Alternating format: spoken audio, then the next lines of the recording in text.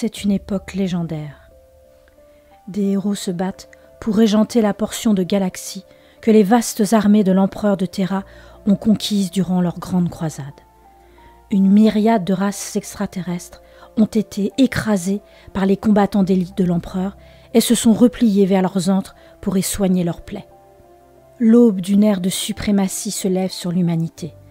Des citadelles éclatantes d'or et de marbre célèbrent les nombreux triomphes de l'empereur.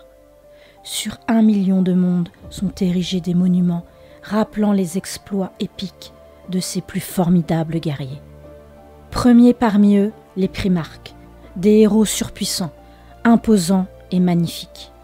L'aboutissement ultime des expérimentations génétiques de l'empereur ont mené leurs armées de Space Marines de victoire en victoire.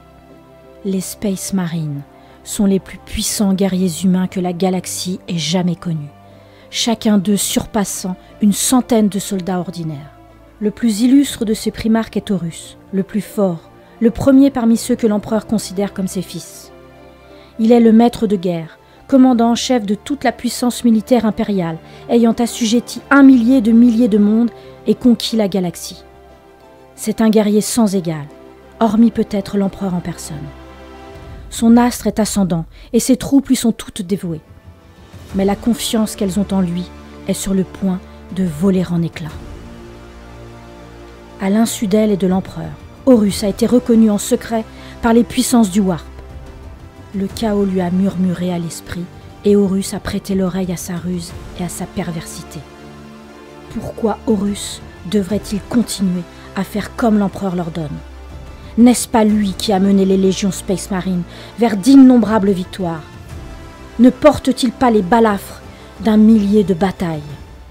L'empereur a-t-il été là pour verser ne fût-ce qu'une larme quand de braves Space Marines connaissaient une mort horrible de la main de leurs adversaires Xénos? Non, c'est lui, Horus, qui s'est battu, qui a saigné et pleuré. Lui qui a planifié les guerres et les victoires. Lui qui s'est attaché la loyauté des Space Marines. C'est lui qui devrait être acclamé comme empereur de l'humanité. L'empereur, de son côté, est assis sur son trône de Terra et songe à l'avenir, après avoir engendré à lui seul la plus incroyable puissance militaire jamais connue. Son génie a élaboré le profil génétique de ses primarques et des Space Marines, leurs descendants. De son esprit brillant est né le grand projet, l'union des empires de Terra et de Mars et leur grande croisade afin de soustraire l'humanité aux griffes des Xénos et des bêtes du Warp. Ce fut l'empereur qui libéra le potentiel des Navigators et permit au genre humain de couvrir sans péril des grandes distances à travers le Warp. Mais son œuvre n'est pas achevée, et le voilà songeur, et son vaste intellect calcule quelle sera la destinée du genre humain. Le temps joue contre lui. Ses facultés de précognition s'estompent. La pression de devoir entretenir le signal de l'Astronomicon à l'échelle de toute la galaxie s'accroît de jour en jour. Le futur se voile et s'assombrit. L'empereur a conscience que d'autres comme lui voient le jour, mais plus faibles que lui, moins capables de résister à l'étreinte séductrice du Warp et aux horreurs inconnues qui s'y trouvent. C'est sur ces psycheurs émergents que l'attention de l'empereur se focalise. L'heure est venue pour lui d'ordonner la fabrication des moteurs psy et des stations test à Oculum, qui chercheront les gènes des psycheurs latents au sein des populations. Les psycheurs émergents pourront alors être entraînés et purifiés, protégés des dangers du Warp et des entités malveillantes qui s'y trouvent. Le destin de l'humanité est fragile, et lui seul peut la guider en avant, sans rien devoir craindre. Les grandes armées de l'empereur ont rempli leur but. L'heure est maintenant venue que les légions soient démantelées, que les Space Marines soient chargés d'autres tâches, de monter la garde sur les mondes humains et d'en défendre les nouveaux régimes. Les seigneurs guerriers que sont les primarques deviendront les souverains de ces mondes et les administrateurs du grand projet. Mais Horus réclame vengeance.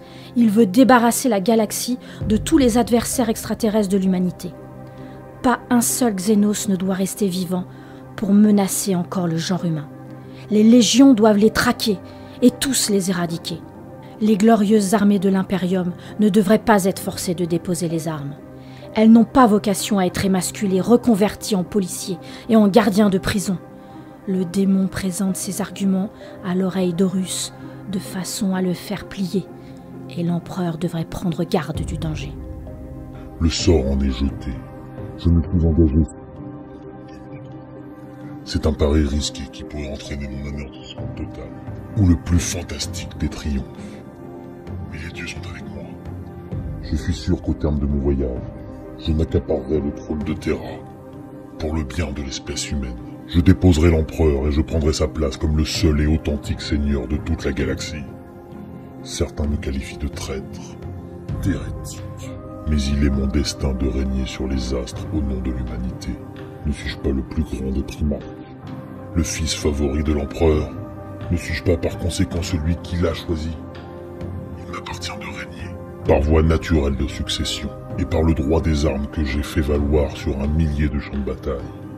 C'est à moi que s'en réfèrent les armées de l'Imperium, pour les guider. C'est vers moi que se tournent les autres primarques et leurs légions. Seul l'empereur se dresse entre moi et le trône de Terra. Le moment est venu pour moi de m'en emparer. Et je le ferai. Mais mon propre avenir n'est pas le seul qui soit en jeu. Les seigneurs du Warp m'ont laissé entrevoir le destin de l'Imperium. Si nous devions laisser l'empereur manipuler des forces qu'il ne peut maîtriser, ce futur n'est que déliquescence. La mort et le déshonneur seront les seules médailles que les guerriers de l'humanité auront à gagner dans ces temps sombres. La galaxie ne recèlera plus aucun espoir pour les fils de l'homme. Les infâmes Xénos étendront leur emprise sur nos mondes.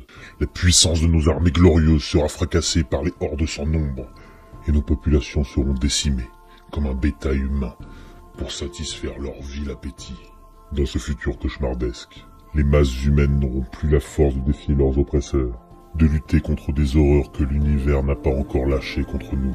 Elles se tairont dans des taudis grossiers, et prieront un dieu insensible, un dieu charognard, le maître de leur désespoir, un empereur qui n'entendra pas leurs pleurs, qui n'éprouvera pas leur douleur ni leur crainte. Oui, l'empereur de l'humanité abandonnera son peuple. Il lui tournera le dos afin de gagner sa place parmi les dieux. L'empereur ne se préoccupe que de lui, obsédé comme nous par sa propre puissance et par la gloire. Il a trompé ses fils et ceux qui le suivaient. Nous n'avions pas de place dans son grand projet. Il a attendu l'opportunité de nous rejeter et de se hisser vers un statut d'être divin, pendant que nous avons livré ces guerres pour lui, les unes après les autres. Lui faisait accroître en secret sa puissance dans le Warp. Les créatures qui y vivent ne sont que des pions innocents dans ce jeu mortel. Elles m'ont assuré que nos affaires ne les intéressaient pas. Elles ne s'opposent pas à lui sans raison. Pour elles, il est un ouragan, une tornade, une tempête de destruction cosmique qui menace de les anéantir. Il les a mutilées. Elles ne font que se défendre comme un lion blessé, acculé au fond d'une grotte. Les grandes entités du Warp ne cherchent qu'à se préserver de la prédation de l'empereur. Pour y parvenir, elles ont conclu un pacte avec moi. Je leur offrirai sa tête. En échange de quoi je recevrai la galaxie pour en faire comme il me siera. Je suis le sauveur de notre destin. C'est moi qui amènerai au genre humain une gloire durable. Moi seul, je peux garantir à ces multitudes l'authentique espoir d'un avenir sans souffrance et sans servitude, libéré de la mort et du déshonneur. Je suis Horus, le maître de guerre. Je suis le futur maître de l'humanité. Lors des jours sombres du 31e millénaire, le fils favori de l'empereur trahit son créateur et plongea l'Imperium dans la guerre civile. L'influence d'Horus était telle qu'il parvint à rallier à lui la moitié des légions Astartes et à les retourner contre leurs frères pour tenter de destituer l'empereur. Depuis cette trahison ignoble, l'Imperium de l'humanité est consumé par des guerres et des luttes fratricides qui pourraient bien un jour signer sa perte. Une nouvelle ère avait commencé, mais cette aube dorée n'allait pas déboucher sur le futur rayonnant que l'empereur désirait pour l'humanité. Le jeune Imperium fut en effet déchiré par la grande trahison de l'hérésie d'Horus. L'orgueil humain et l'ambition prêtèrent le flanc aux machinations des dieux sombres. L'âge de lumière s'assombrit, quand l'humanité troquait la raison contre la superstition afin de survivre.